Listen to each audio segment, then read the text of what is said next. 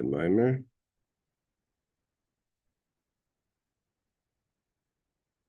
Okay, we're learning the Mammar. This is the Mammar of the Alter Rebbe on. Hey, Aaron, this is the Mammar of the Alter Rebbe on Parshas Truma, and it explains the idea of the Cherubim. The Cherubim were the two childlike images over the ark.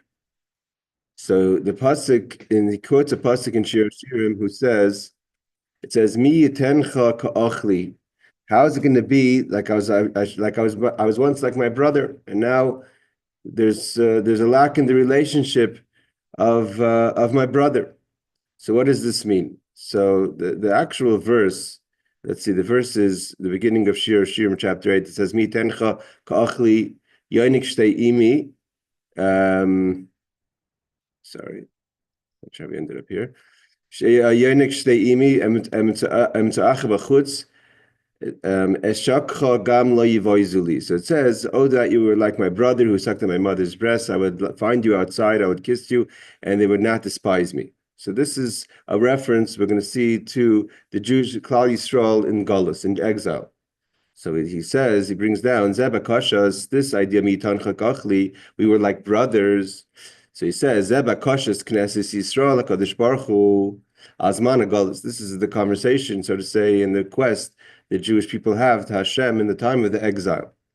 Because when the temple was standing, we were like brothers to Hashem. As it says, the verse in Tehillim, Leman Achai V'Re'oi, on behalf of my brother, my friend, and this is referring to the relationship between Hashem and Klal Yisrael. And Leman Beis Hashem Elokeinu, that this is in the house of God. So when there's the house of God, then we're like brothers. When are the Jewish people considered like brothers? When the temple is standing. So now that the temple, guys, is unfortunately been destroyed, so Shlomo Melech is writing in Shir Hashirim that the Bnei Klal Yisrael asks, how am I going to be? How can we be like brothers now? How could we remain? How could we rebuild that relationship that we had in the times of the temple?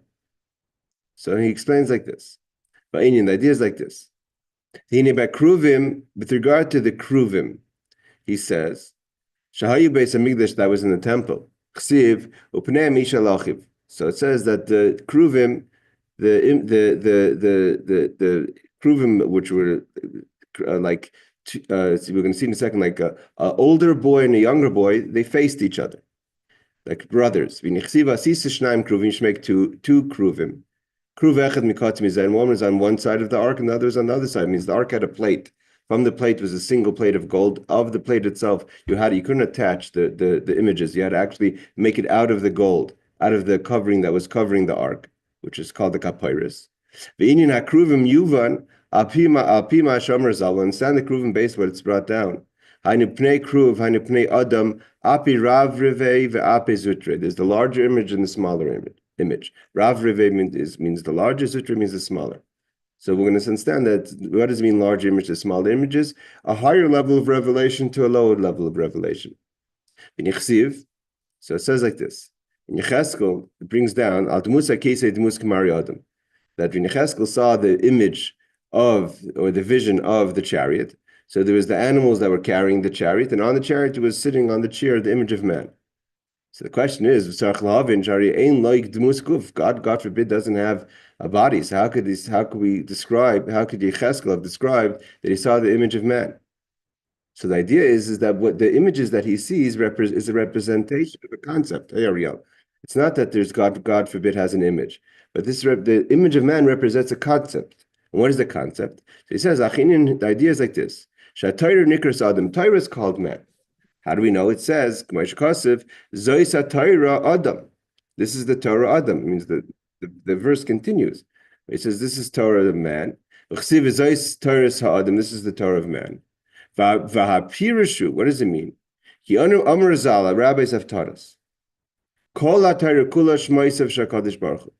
The Torah is all names of God. What's the idea of a name? A name is when you call someone. It's their identity. It's the way to communicate with them.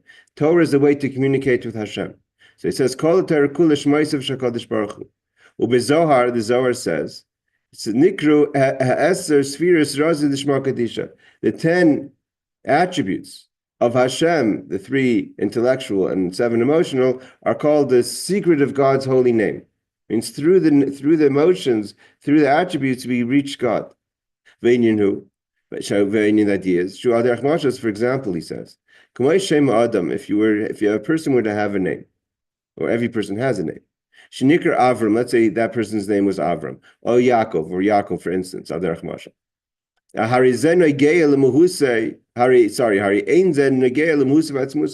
the name doesn't define the essence of the person. Means even though there's a lot of secrets, Kabbalistic teachings about what the name of a person means, but technically a name is just a label. We're going to call you this, so when I say this, you'll respond. If you wanted to say what is the essence of the person, is the person's intellect, seichel, and attributes, midas, the makeup of the person, the character, so to say, the emotional, intellectual character of the person is who the person is. The name is just an identity that you tag to that. The person's intellect and emotions doesn't change when you're not with someone else. When you're alone, you could be alone forever, God forbid, and you're going to have your mind and emotions. Obviously, social interaction helps in the development and expression of your character, but it doesn't create your character. A person doesn't need a name if you're alone. You don't need to have a name to exist, for your character and in your person to exist. You don't need a name if you're alone. You need the name only for others. This is an external, so to say, connection to the person. That in order for a person, so this is the basic idea of a name. Now, there's the name of a person, and there's the name of the person's profession, or how the person manifests in an action. So we'll call that person at the name if that person, he or she, is doing something specifically. But the name itself, there's also levels in names. But technically, at the end of the day, the name is not the essence of the person. Meaning to say also, you don't know something about a person. You know more about a person by their professional name, so to say. If you call them doctor, you know that what they've spent their time and what they make their living on, etc., what their focus is. But to know who the person is themselves just based on a name, we don't. So too when it comes to Hashem, we know Hashem has names. Even the great, so to say, wisdom of God. I don't believe in the constant texting. It just doesn't. So he says, even the God great wisdom. And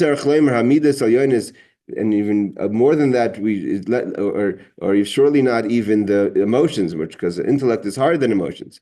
You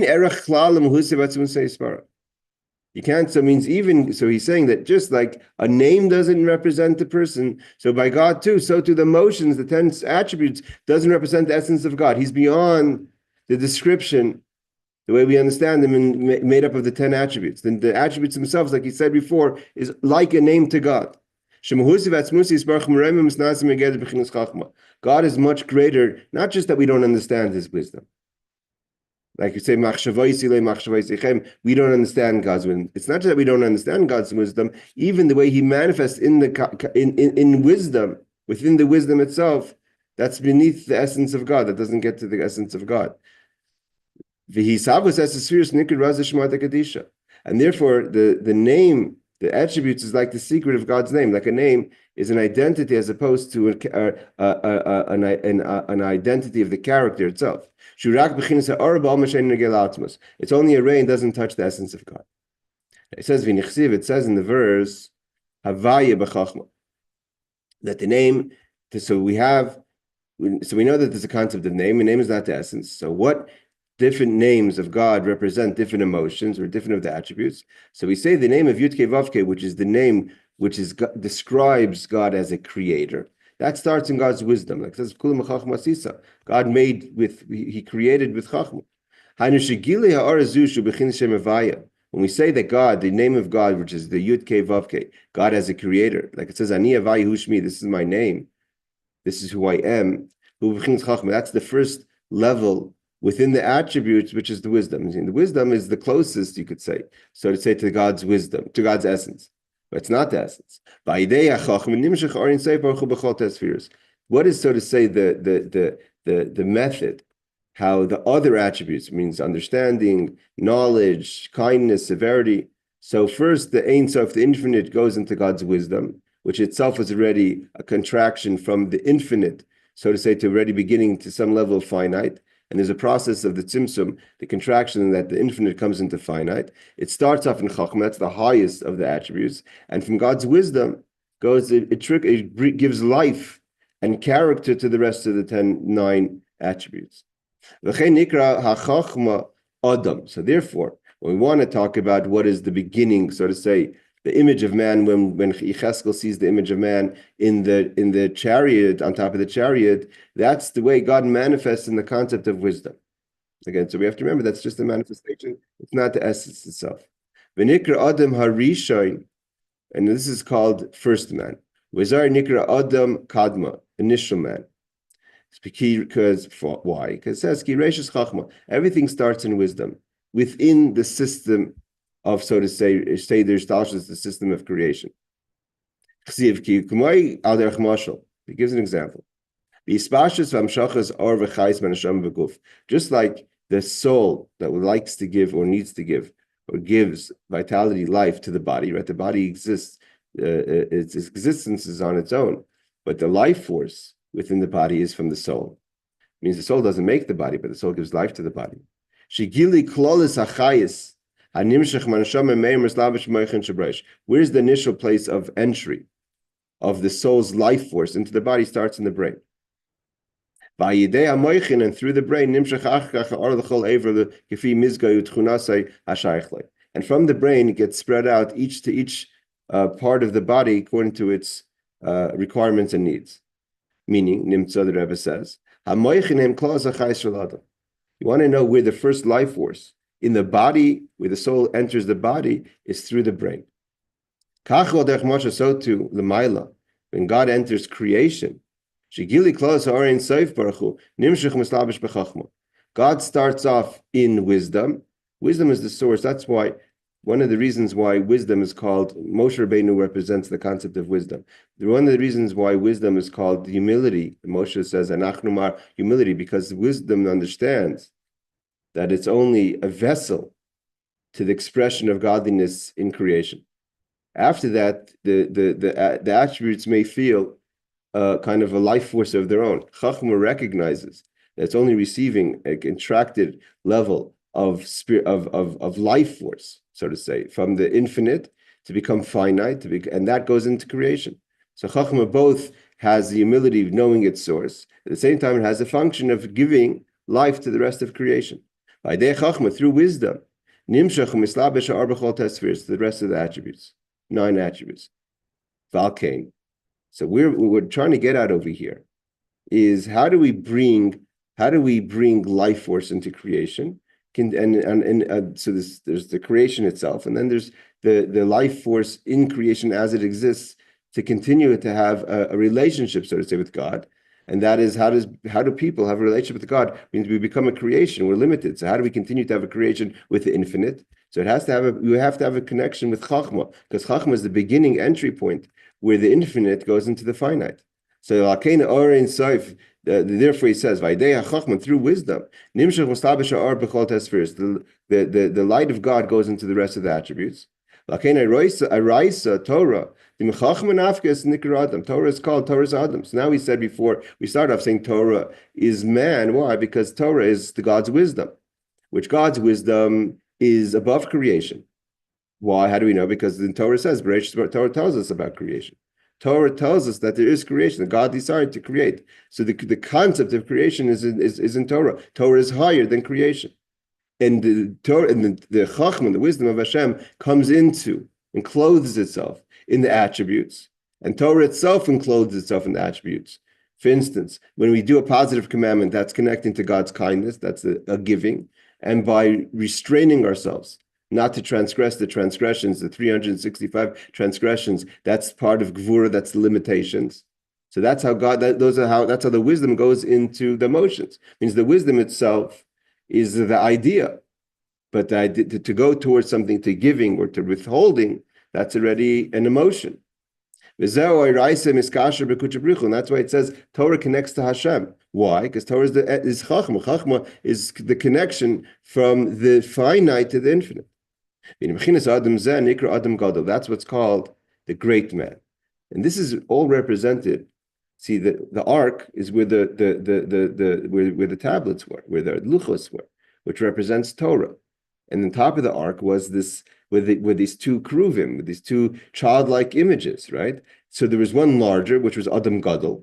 That represented God's wisdom coming into, God's infinite coming into Chachma, which is called Api Ravri, the big complexion. Why? Ki Chachmi lahu b'chinas ein soif, meshkasav l'tfunase ein cheker shu'edeh v'hodeya. That's the way the infinite goes into wisdom. He is the knowledge and the knower. So that's the way Torah comes into the world. That's the greater image. You're going to see in a second what this all means and what the quest is in the time of exile. It says, that's how Torah is before it comes into the world. And how does Torah come down into the world? Meaning it's not just a spiritual idea, but actually comes into the laws, the actual physical laws. Don't plant a tree here, don't do this, etc. Within the physicality and limitations of the world. We know the Talmud is already in the world of creation. So then the Torah itself has to go through a second contraction. This is what it means, an amazing idea. This is what our rabbis have taught us, that God contracts himself, tzimtzim, shchinasai ben badei ar, that God contracted himself in between the poles of the ark, meaning that's where the God's wisdom that was connected to the infinite starts to become limited into the laws and limitations. I mean, what do you mean the limitations? There's a lot, Torah is full of limitations, time limitations. When can you do a mitzvah? Right? Sorry, excuse me. You can only do, Shabbos starts here, finishes there. You can't, you wake up in the morning, you do this prayer, in the afternoon, that prayer. You could only do something up until a certain time, after the certain time. A holiday only is 7 days, 8 days, or 2 days, depending on the holiday. All the details, how long do the candles have to last? These are all limitations. That's limitations of time. Space, when can you do something? When you're in this place, the law is like that. When you're in that place, if you're in Jerusalem, then you have this law. And if you're in the laws of purity, in the laws of tithings, there's so many laws that are dependent on time and space. Those are limitations. So where does that limitation come from? Something that's limitless. It says God contracted himself within the beams, so to say, the poles of the ark. So God contracted himself between the poles of the ark. Because from that space, from the ark itself, is where, like it says in the Torah, the voice spoke to Moshe. Why they tzimtzum? That through that God contracted the limit and became limited. Means since he contracted himself that the laws should have their limitations and that their definition. And that's the second complexion that's the second part of the kruv. So the first kruv, the first, so to say, image on top of the ark, that's the way the chachma, the wisdom of Hashem, is beyond creation, or beyond the first level of the second world of creation, contracting himself from that, so to say, from that limitless to a more limited form. That's the second kruv, that's the small complexion. Bechinas Adam Katan, small image of man. Just like, for instance, a teacher and a student. A teacher's understanding is much greater. And in order for the teacher to teach something to the students, it's not just that you give over knowledge. That's not going to work because the student's mind is not capable of understanding the information. So the job of the teacher is to contract that information in a way that the students should be able to receive it. So too, God, so to say, the contraction happens from the limitless of Torah to be limited in the world. And it doesn't just limit it in a way of so to say, that in words that we understand. The Torah itself becomes limited by those limitations. Like I said, the laws of time and space apply to Torah, where you won't be fulfilling the mitzvah. You won't be bringing down the light if you don't meet the conditions of time and space and all the other conditions that Torah has. If it's 10 inches high, 10 tefachim high, all the limitations that the Torah is full of limitations. The Torah is full of measurements, right? All the measurements of time and space. The Torah becomes binded by those limitations. That if you do it according to the way Torah says, then the light comes down. Otherwise, the light doesn't come down. And why? That's why the Cherubim, the images on top of the ark, because that's the whole happening of the limitless of God, of the limitless of Torah going into limitations. That it's going from above down, from a limitless or much greater to more defined. In order for it to be able to go into the world of creation, formation, and action. Now again, there has to be a receiver. There has to be the makabel. The receiving is the smaller image, so to say, and the larger one is going down towards the smaller image. And what? So now the thing is like this. It's not just another, so to say, like an electric current that just happens, that because the Kruv is there, its existence causes that the contraction should happen.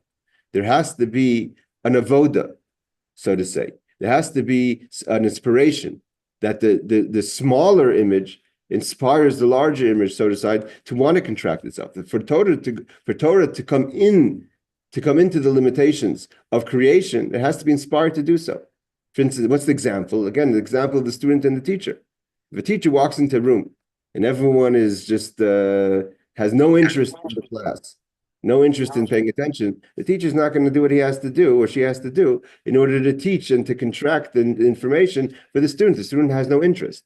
The student has to show an interest to want to learn, and that inspires the teacher to go through all the efforts that he or she has to do in order to teach the subject to the student. But there has to be an awakening from the student towards the teacher. The same idea, the Kruv, the smaller Kruv, has to inspire, so to say, that God should want to contract himself to give that light down. It means we have an interest. So he says, there has to be an awakening from below. We have to inspire. And what is that?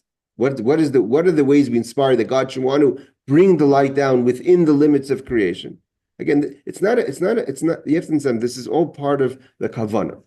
Since it's not like if God is, so to say, doing a favor to creation to give his great light down. That's one way of looking at it. But the essence is that's what God really wants. But just like any person who gives wants that the person who's receiving should value this experience, this interaction between, so to say, let's say the teacher and the student, for the example. So too Hashem wants to come into the limitations of the world, because that's an expression of his real limitless, that in limited space, God, they're finding God. That's the idea of dir b'tachtonim. But in order for God to want to actualize, to be, so to say, in tachtonim in this world, in the limitations and in all the restraints of this world, we have to show that we're interested. And how do we show that we're interested? B'kriyas Shema. When we say the Shema Yisrael, what are we saying to God? Is limsa nafshei be'echad. We're giving ourself, our interest, our nefesh, to God's oneness. We have them because we love God, and that's our focus. Just like when someone loves something, the love inspires kamayim upon him. When you love something, that inspires love back, right? What's the easiest way to receive love is to give love, to put a shoulder and expect the love to chase you. That's not a healthy relationship. That's why the Cherubim faced each other when we loved each other. And when the Jewish people and God, so to say, when the love was not visible, the Cherubim turned away. Why did they turn away? Because the love is not there. The relationship is kind of, in a revealed way, broken. And v'hainu, what does it mean to give ourselves over to the oneness and the love of God?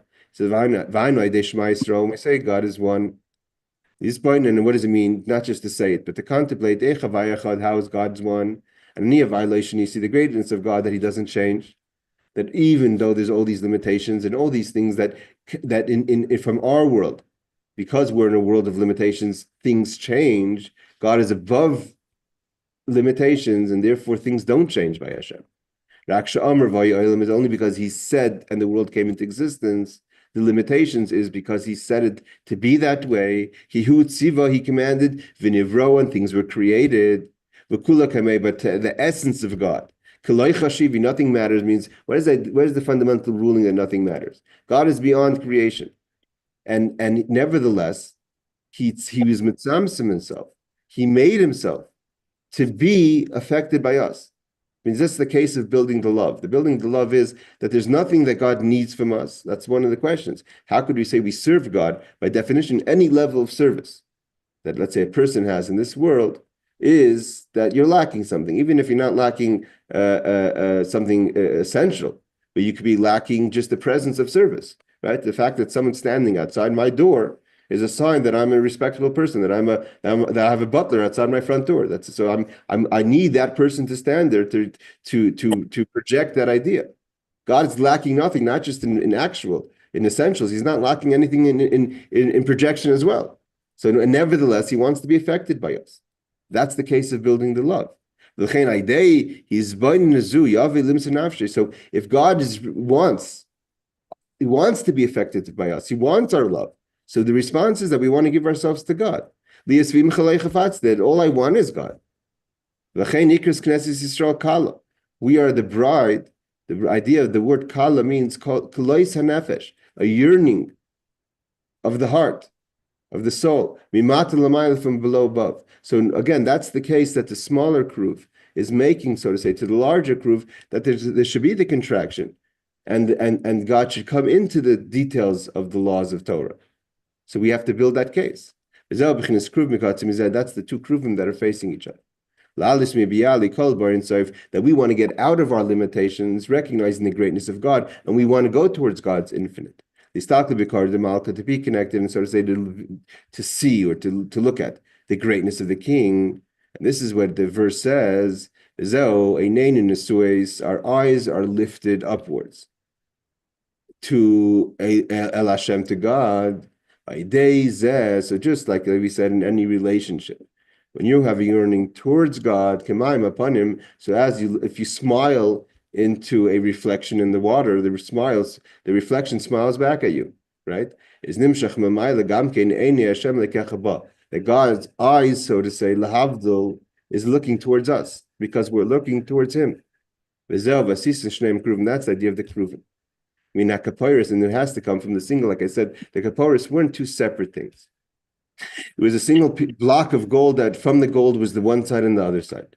I mean, that kapiris tasa kruvim.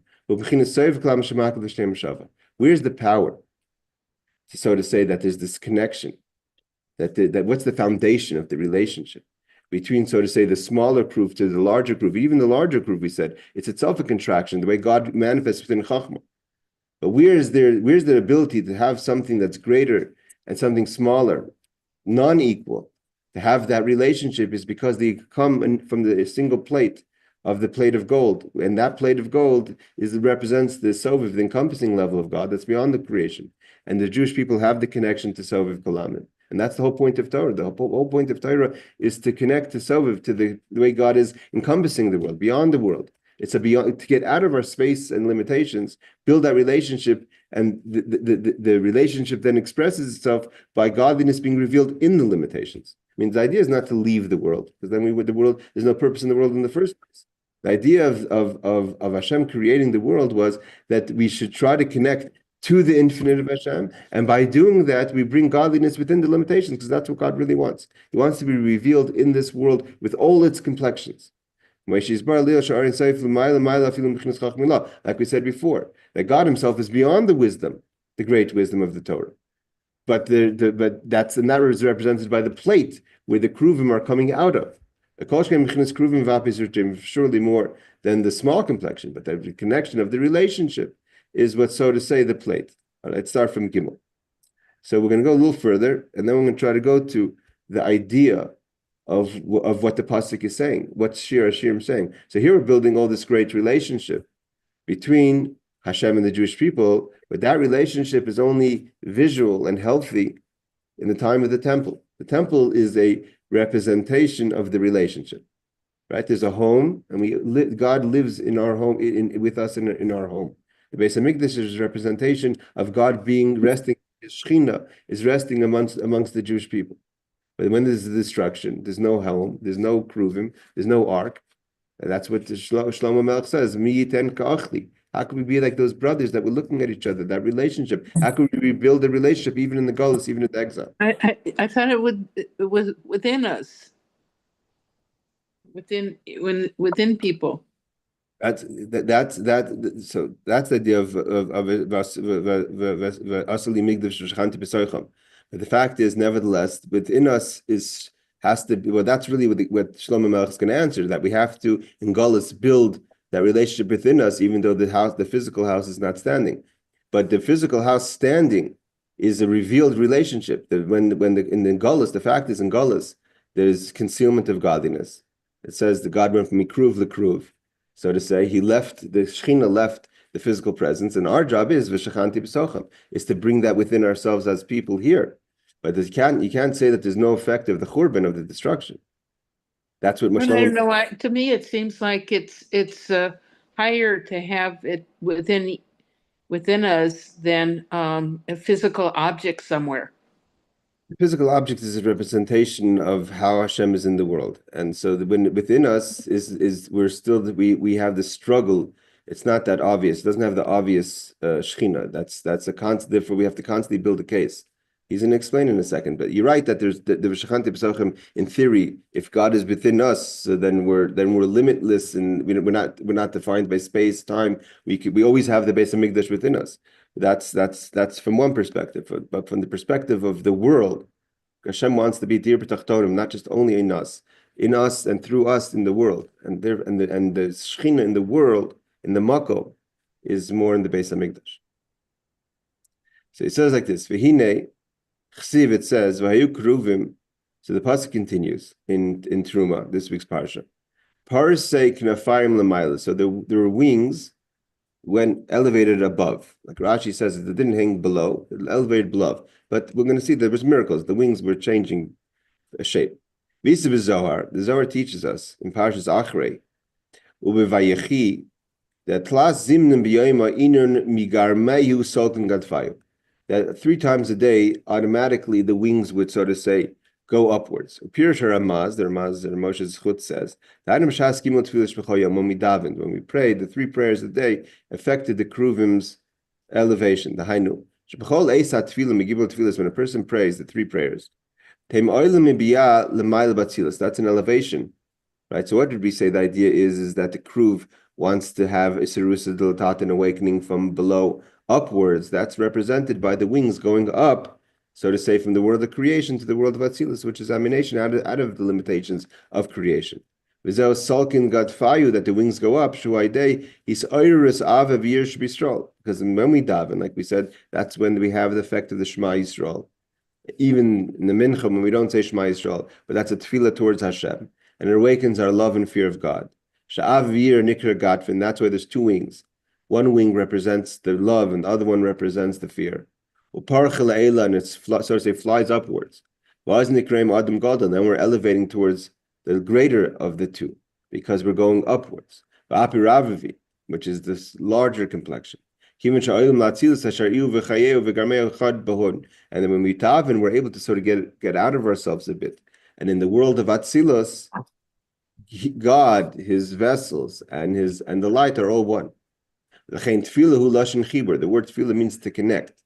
Like it says, naftule niftalti, it's like someone was to reconnect a broken earthenware. So we're like a klicheres, we say in Rosh Hashanah. So when we connect to Hashem, we reconnect to our source in the world of Atzilus.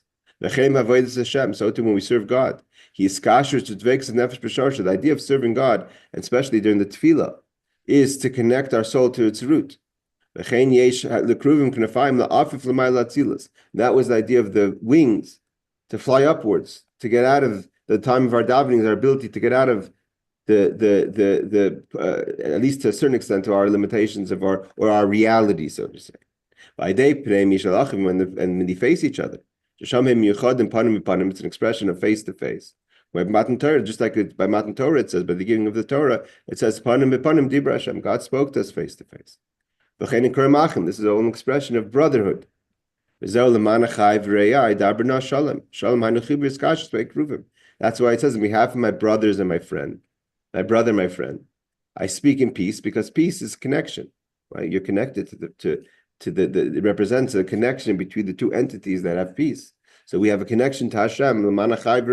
That's all an expression of the beauty of the Cherubim. Now, what Sharna was asking was a good question, but the Cherubim, the fact that the Cherubim were facing each other and the Beis Hamikdash was standing means that our level of service as individuals were also on a higher level. It wasn't just that there was a Beis Hamikdash in Jerusalem and the people were the same.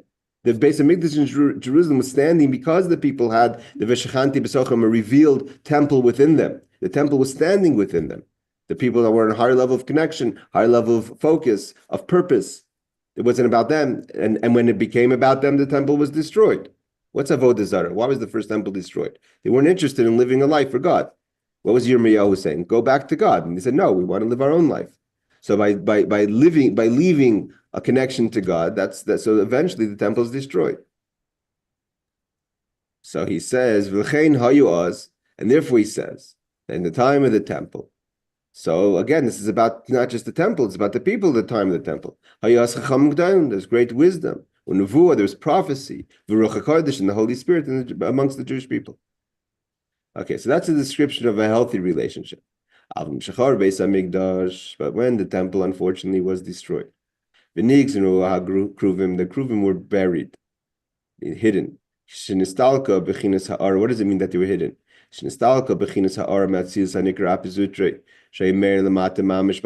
This light, this revelation that was represented, that was shown by the Cherubim to go from above down, that's been hidden. It's not there anymore. There's no revelation anymore. The Sharsha, and what happened? The source went back like a teacher leaves, right? The teacher says, I'm not teaching anymore. So it goes back in Karim Batzilis. Now, in Chassidus has different explanations about the Gullus. It's not just always looked as the exile is not always viewed as a punishment. It's also viewed. There's also the idea that in Chassidus it explains, and the Rebbeim explain that, for instance, let's say a teacher wants to teach something even greater. In order for the teacher to do that, the teacher needs to leave the students in order to really dig in deep into him or herself to get that information clear, so to say. And then to go back to the students and teach it. That's like the Gullus. Because the Geula, the redemption, is not that we're going to go back to how things were. There's going to be a much greater revelation with the coming of Mashiach. So that withdrawal is in order for that great revelation to happen. The job of the student is not to leave the room. This is what the Talmud says. That, so to say, in the destruction of the temple, the Shechina went from the smaller Kruv back to the larger Kruv and further away. So therefore, Knesset Yisrael says, but we don't want that. Where's the love? Where's the relationship? This is what Shlomo Melch says on behalf of the Jewish people. Why can't we be like brothers anymore? You know, when things break down, the system breaks down, you remember how things were. As things were in the times of the temple. That we were like brothers. Our face was facing each other, brother to brother. So how do we do it today? Today is only done through study of Torah. It means that we don't have the physical form of the temple. But when we study Torah, we're able to bring down, the studying of Torah is our calling. It says, we call it to God through emes, which emes is Torah. Mammar Rizal, that's what the rabbis have taught us. Since the destruction of the temple, you want to find, where's God now? God finds himself within the laws of Torah. And that's what it means, that we both nurse off our mother's breast. That's the idea of the connection between the brothers. The breast represents a study of Torah. It's a study of the oral law. That's the revelation of God's will in this world. And he says, if that's the case, a person, when you understand the law and all the details to the ability of your knowledge, it's not just again that you know what you have to do or you shouldn't do. God, the so to say, the details of the law is almost secondary. It's hard to say that, but it's almost secondary to the effect of the studying of the law. By the very fact that you know the law and you learn the law and the details of the law and act on the law, So what's really happening is your every detail that you know, every what you should do and shouldn't be doing, and what Hashem wants and what doesn't want. That's basically all of a sudden you connect. What happens if you break it down? I'm connected to Hashem's want. Why? Through the laws. So therefore, he says, when a person is masik halacha, understands the law, then you're connecting to the God's wisdom. And what did we say before? The Cherubim represent God's wisdom coming into the world. He is the knowledge. So by knowing the law, you're connecting to Hashem. And that means to become brothers again. Brothers is a sign of relationship. That both, so to say, Hashem, who's giving the law, and we who are studying the law, he's going to ask him a question. What do you mean? What does it mean that God is nursing? God is the law. We're trying. It should be that the Jewish people are nursing off the law. Why does it say shnehem? They're both nursing. The idea is that by us learning the halacha makes the God should want to, so to say, have the will of the halacha, the will of the law. When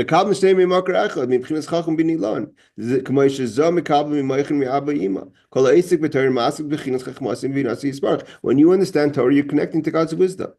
That's why Torah is also compared to milk. Go out and get wine and milk. Just like the milk of a child, when a child nurses from the mother, is havlad the child initially, when the child is born, he or she's an infant, small. We know the importance of nursing, so the milk helps the limbs grow and strengthen the bones, etc. And it elevates the brain, so to say, of the child. And then from nursing, the child is able to start walking, so it has physical strength. It can start talking. It has the ability to talk. All those things comes from the fact that he or she has been nursing off his mother or her mother in that period of time. So too, the souls. The soul is like a process of pregnancy. It was the soul before it comes down to this world. It was like in a level of ibur, of pregnancy. To come into this world, you have to become a separate entity, so to say, which is called imatata, like the child is by the mother. This is what Elijah the prophet said. Chai Hashem asher maditi lefanav, I stood before you, but now I could become a mahalach, I could become a person of movement. When the soul comes down to the world, to enclose itself into a body. So then it's nikrab shem leda, that's called the birth. This means I was born today. When I learned the Torah, just like a child grows from nursing from his mother's or her mother's milk, so too we grow from learning Torah. That the limbs of the soul get strengthened and grows with the studying of Torah, which is test, spheres, test, mum, test, which is the idea that we mentioned many times, that why is it 248? Because each sphera there's the inside, outside, and the actual vessel itself. So it's 9 times 9 times 9 plus the 5 midos of chesed to add, so to say, the spice of kindness in it all, and therefore that's why there has to be 248 mitzvahs. Okay, that's a Kabbalistic concept. Therefore, our rabbis have taught us that Asher Misha Bala Kam Talmud Biyadai. That's why the Torah is important. That woe is the person who comes here. What's here? Comes to the world to come with their Torah study with them. That made you grow. That's who you became. Much greater than the soul was before it studied, when it was just born. Because you nursed from your mother. So to say, you studied the laws of Torah. That means you own the Talmud, so to say. The Talmud's with you. That elevates you to be a receptacle to godliness. So now we ask the question. We're going to go and then we'll finish here. So he says, that makes sense why we have to nurse. Why does it say that we both, we both nursed from God? So how can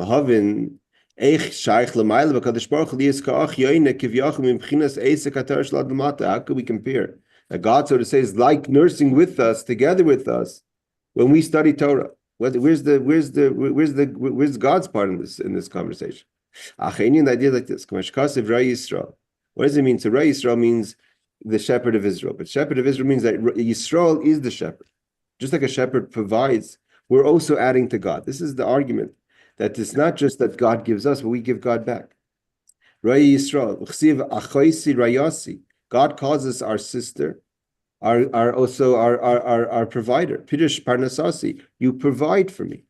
Yisrael mefarnesim lavim shemayim. We provide to our Father in heaven. The Cherubim, he gives an example. The Cherubim, just like shalechem pulasi lechaber shamim maguf, just like when one eats bread.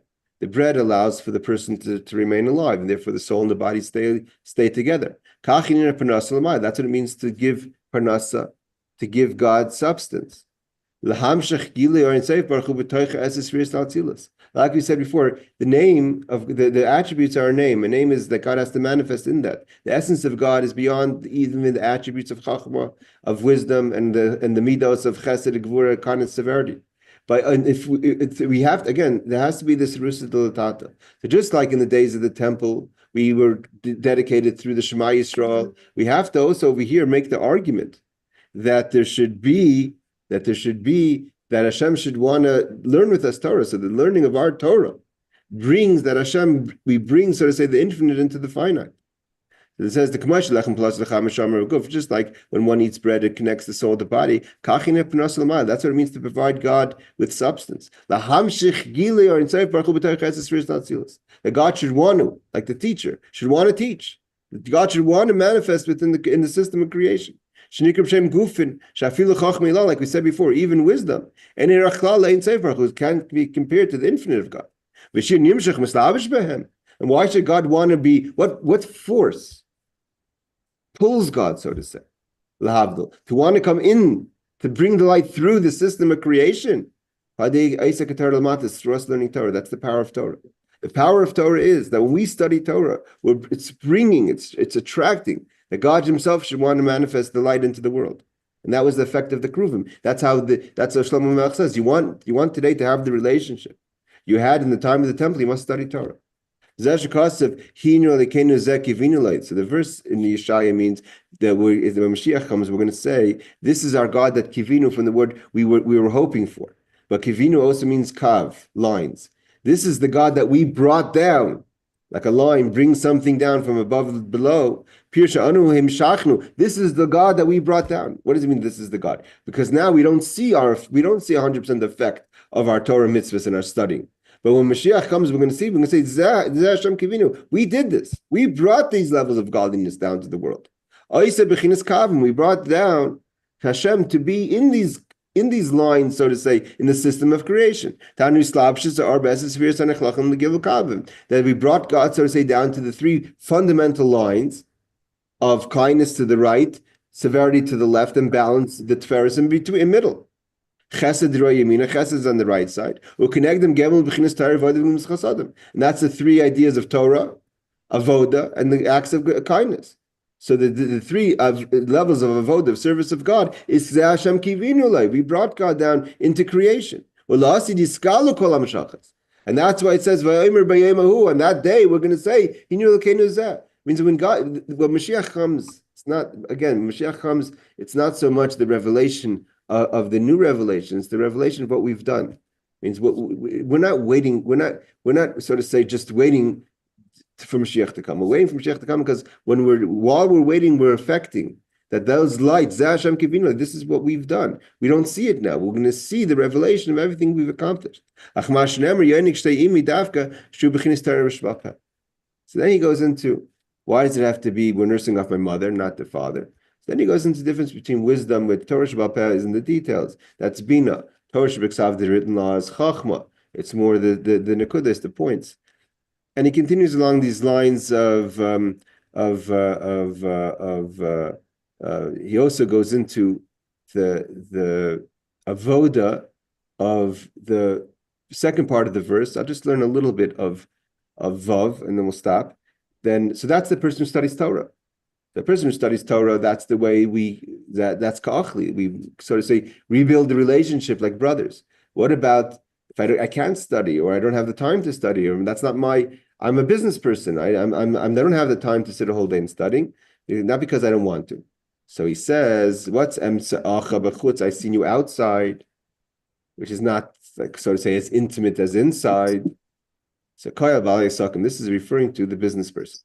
Af al pishi efshar lehem la'asik b'Torah tamid, I don't have the ability because of my restrictions of what I'm doing in my life to sit and study Torah constantly. That I could sit like I'm nursing together constantly for my mother. I did to sit and be immersed totally in the four, so to say, cubicles of law of Torah. I'm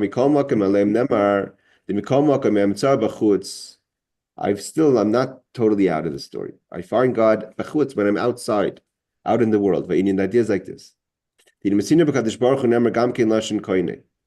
so to say, makes an acquisition in us, like we learned last week. God makes an acquisition in Shemayim V'aretz, in heaven and earth.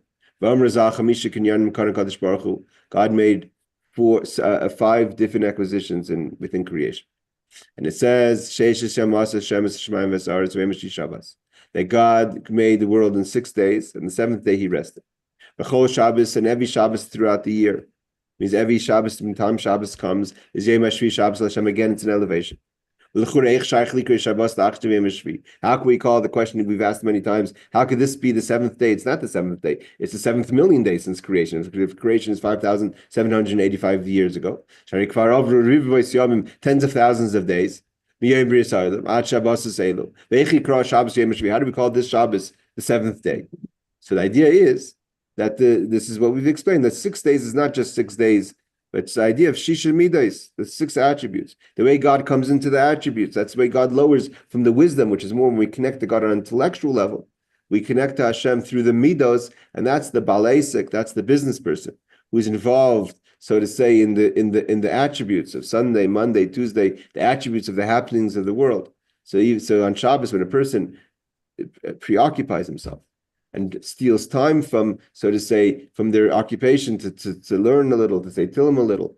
So all that is that we build a case that when Shabbos comes every week, that all our avodah gets elevated. And then we are able to build the relationship, ka'achli, just like the person who sits and studies Torah all day. So too, when we're out in the world, by infusing our interactions in the world with Torah study and holiness. So when comes Shabbos, everything gets elevated. And then he finishes off the pasuk, I'm just going to say it outside. He finishes off the idea that even the person who can't study Torah and has very, very limited abilities to connect to Hashem. So the end of the pasuk is that he says, and I'm going to just quickly turn to Shir Hashirim. He says that I would lead you, I would bring you to the house of my mother, who instructed me. What's the idea of bringing you to the house of my mother? Even though he found us outside, because we're out in the world, but through our times that we study and our times of avodah, we get brought inside to the room of our mother. So like the person who's always in the room who studies Torah. So he says, I would drink some spice wine. That's the one who's able to study Torah in their set times. Then he adds also the juice of my pomegranate. Where's the juice of my pomegranate? So he answers over here, what about a person who doesn't have the ability to study Torah? It doesn't say why, but let's say the person's limited in the brain knowledge to study Torah. They would like to, but that's not something that's for them. It's just they don't have the ability to sit and study Torah. They can't even set times in their busy schedule, so to say. They're out in the world, but they can't even set times for Torah. They just don't have the ability to study. So maybe they have no relationship. They can't be like brothers. So love Nemr, that for them also it says, Gamkein, Ma'asis Rimoini, that I give you from the juice of my pomegranate. What is the significance of the pomegranate? Even